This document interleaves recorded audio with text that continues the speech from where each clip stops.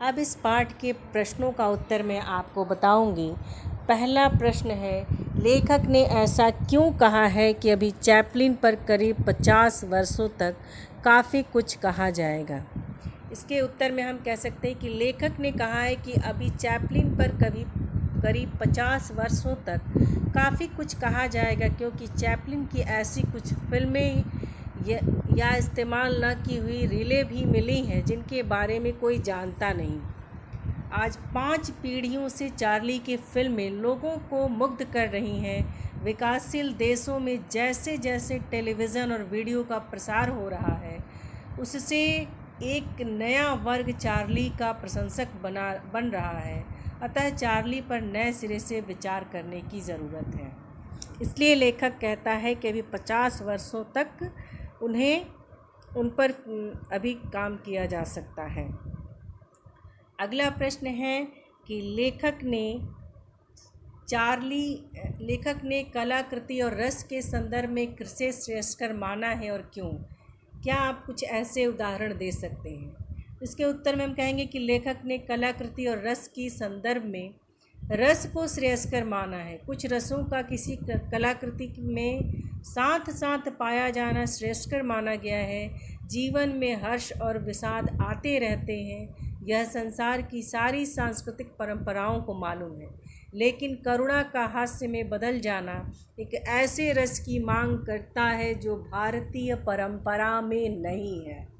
उदाहरण स्वरूप, कक्षा में बच्चे चुपके से परीक्षा में नकल कर रहे थे, तभी उन्हें अध्यापक ने पकड़ लिया तो उनमें भय का संचार हो गया, यानी कि एक हास्य और करुणा का सामंजस्य हो गया।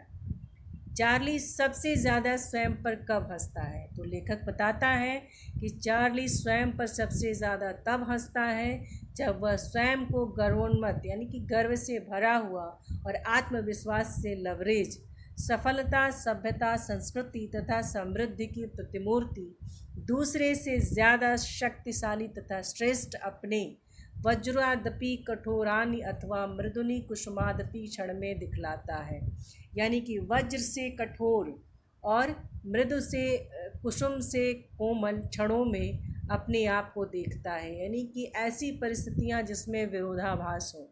वास्तव में हम सब चार्ली हैं, क्योंकि हम सब साधारण मनुष्य हैं, सुपरमैन नहीं हो सकते।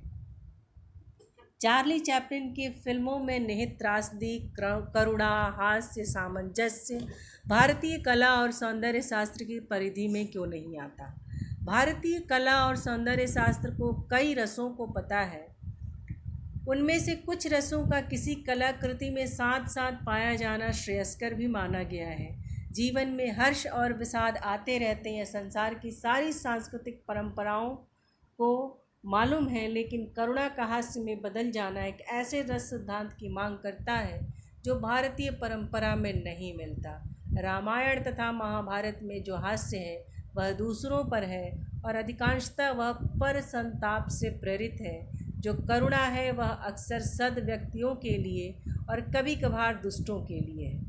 संस्कृत नाटकों में जो विदूषक है, यानी कि जो जोकर है, वह राज व्यक्तियों से बदतमीजियाँ अवश्य करता है, किंतु करुणा और हास्य का सामंजस्य उसमें भी नहीं है। इसके साथ ही ये चार्ली चैपलिन यानी हम सब पाठ समाप्त होता है। धन्यवाद।